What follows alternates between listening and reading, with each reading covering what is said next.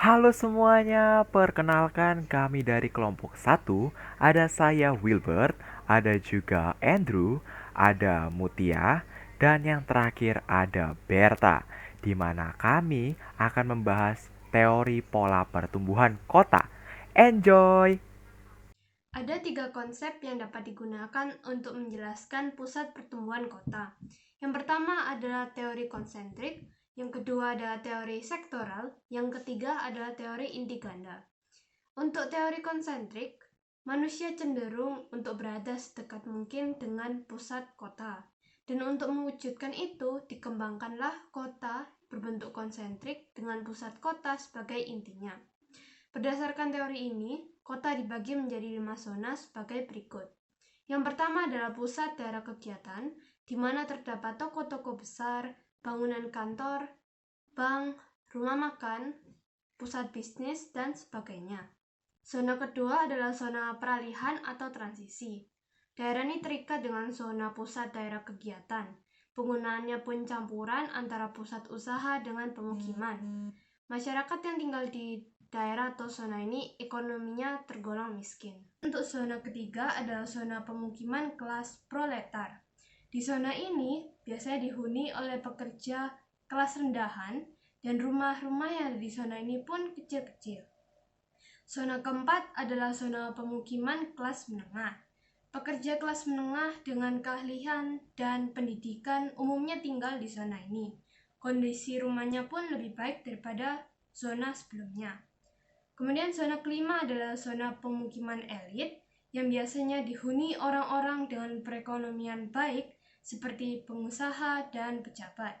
Zona keenam adalah zona penglajur. Ini adalah daerah pinggiran yang warganya bekerja di kota dan harus pulang pergi cukup jauh. Teori berikutnya adalah teori sektoral. Dalam teori ini, orang cenderung membangun aktivitas sedekat mungkin dengan jalur jalan utama. Dan dengan meningkatnya sistem jaringan jalan dan lalu lintas, maka aktivitas pun akan meningkat. Lahan terbagi berdasarkan perbedaan sektor sesuai dengan pengembangan daerah baru. Pembagian zonanya yaitu zona pertama adalah zona atau pusat daerah kegiatan. Sama seperti dalam teori konsentrik, kawasan ini terdiri atas bangunan-bangunan kantor, hotel, pasar, bank, dan sebagainya. Untuk zona kedua adalah sektor kawasan industri ringan dan perdagangan. Kawasan ini terdapat pabrik-pabrik kecil atau ringan dan juga toko-toko. Kemudian zona ketiga adalah sektor kaum buruh. Kawasan ini merupakan tempat tinggal bagi kaum buruh maupun kaum kelas rendah. Pemukiman ini mendekati pusat perdagangan karena kaum buruh harus bekerja di tempat-tempat yang menjadi pusat bisnis. Zona keempat adalah zona pemukiman kelas menengah dan zona kelima adalah zona pemukiman kelas tinggi. Teori berikutnya adalah teori inti ganda. Dalam teori ini muncul inti baru yang berfungsi sebagai pusat pertumbuhan. Inti tersebut akan terus berkembang sesuai dengan penggunaan lahan fungsional serta membentuk struktur kota yang mampu berkembang. Inti di sini dapat berupa perguruan tinggi, pelabuhan laut, kawasan industri, terminal, dan bandara. Pembagian zonanya adalah sebagai berikut. Zona 1 adalah zona pusat daerah kegiatan. Zona kedua adalah zona grosir dan manufaktur. Zona ini tidak berada di sekeliling zona 1, hanya lokasinya yang cukup berdekatan. Zona ketiga adalah zona pemukiman kelas rendah. Zona ini biasanya banyak berada di dekat kawasan industri seperti pabrik, jalur kereta api, dan pembuangan. Zona keempat adalah zona pemukiman kelas menengah.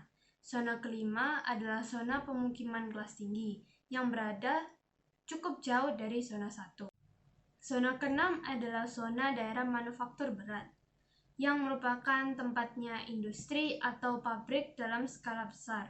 Berada di zona ini akan mengalami beberapa masalah seperti pencemaran lingkungan. Meskipun begitu, banyak kelompok yang berpenghasilan rendah memilih untuk tinggal di zona ini. Zona 7 adalah kawasan bisnis lainnya. Zona ini ada untuk memenuhi segala kebutuhan dari zona 4 dan 5. Tidak jarang zona ini juga akan menarik fungsi-fungsi lain untuk masuk ke dalamnya, dan zona 7 ini pun bisa menjadi inti. Zona 8 adalah zona daerah pemukiman suburban. Dalam hal ini, sebagian besar penduduk bekerja di pusat-pusat kota, dan zona 8 ini hanya dijadikan sebagai tempat tinggal. Zona 9 adalah zona daerah industri suburban. Zona industri di pinggiran ini juga bisa berkembang menjadi inti baru. Dari peta tersebut dapat dilihat bahwa Kota Medan memiliki beberapa pusat daerah kegiatan kawasan pabrik seperti di Medan Bilawan, Medan Marelan, dan Medan Timur. Di Medan cukup besar dan menjadi pusat daerah kegiatan. Di sektor perdagangan ada Kota Medan Pusat, lalu Medan Marelan, dan Medan Maimum, yang juga menjadi pusat daerah kegiatan. Maka dari itu, Kota Medan dapat disimpulkan sesuai dengan teori inti ganda.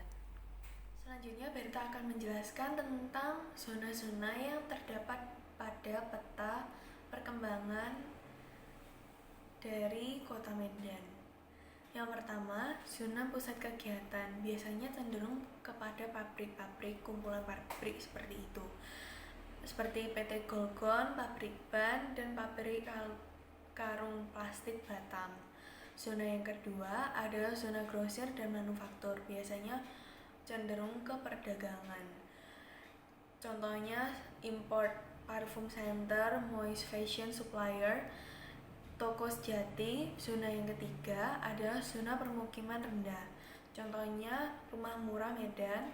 Lalu untuk zona yang keempat, zona permukiman kelas menengah seperti perumahan Royal Mansion, Royal Sumatera, Topaz Johor. Untuk zona yang kelima adalah zona permukiman tinggi, contohnya rumah elit 2, komplek mewah at home. Untuk zona yang keenam, zona daerah manufaktur berat seperti PT Grow Sumatera Industri, atau biasa disebut PT Grow Asia. Untuk zona yang ketujuh adalah zona kawasan bisnis yang lain seperti Garam Persero. Zona yang ke-8 adalah daerah permukiman suburban, atau contohnya seperti dinas, perumahan, dan permukiman. Zona yang ke-9 adalah zona daerah industri suburban, contohnya PT Kawasan Industri Medan. Dari peta perkembangan Kota Pekanbaru tersebut, dapat dilihat bahwa manusia berusaha berada sedekat mungkin dengan pusat kota. Dibuktikan juga bahwa pusat kota berada dekat dengan kawasan transportasi, kawasan pendidikan, dan juga kawasan industri. Namun, terletak cukup jauh dari kompleks Caltex, sehingga teori tersebut adalah teori konsentris. Lalu untuk zona-zona yang terdapat dalam peta perkembangan Kota Pekanbaru di antara lain yaitu yang pertama, zona pusat daerah kegiatan (PDK). Zona ini terdapat di daerah pusat kota, di mana di pusat Kota Pekanbaru ini terdapat banyak toko-toko besar, bangunan, kantor, bank, rumah makan, dan lain sebagainya. Lalu yang kedua yaitu zona permukiman kelas menengah. Zona ini terdapat di daerah pusat kota dan area pendidikan, atau berada di tengah-tengah yaitu di antara pusat kota dan area pendidikan. Orang-orang yang tinggal di zona ini umumnya merupakan kelas menengah dengan keahlian dan pendidikan yang cukup tinggi. Lalu yang ketiga yaitu zona permukiman elit. Zona ini dihuni oleh orang-orang dengan perekonomian yang baik, seperti contohnya pengusaha dan pejabat. Umumnya pengusaha dan pejabat ini bertempat tinggal di daerah pusat kota atau di kawasan dekat pusat kota, sehingga hal tersebut bisa memudahkan mereka untuk bepergian misalnya ke kantor pusat yang tentunya berada di pusat kota. Lalu yang keempat yaitu zona penglajur. Zona ini ditempati oleh orang-orang yang tinggal di daerah pinggiran dan harus pergi cukup jauh ke kota untuk bekerja dan pulang cukup jauh ke rumah. Dan zona ini terdapat di kawasan kompleks Caltex, yaitu kawasan perumahan. Berdasarkan sumber-sumber dan analisa dari kelompok kami, dapat dikatakan bahwa Pekanbaru memiliki potensi yang cukup besar untuk menunjang perekonomian negara Indonesia. Hal itu dapat dibuktikan bahwa Pekanbaru memiliki produk domestik regional bruto atau disingkat PDRB terbesar kedua di Provinsi Riau setelah Kabupaten Bengkalis dengan nilai PDRB sebesar 64,76 miliar. Hal ini menunjukkan bahwa penghasilan di Pekanbaru dapat dibilang cukup besar.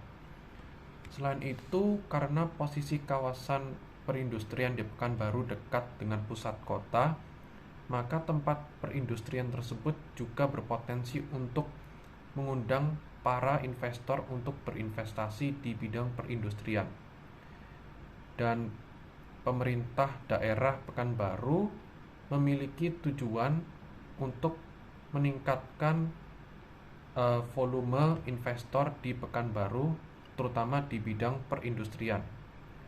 Jadi kesimpulannya, Kota Pekanbaru memiliki potensi yang cukup besar dalam kegiatan investasi industri, perdagangan, jasa, hingga produk unggulan. Demikianlah video dari kelompok kami mengenai teori pertumbuhan kota. Semoga video ini dapat bermanfaat bagi kita semua. Sekian dan terima kasih.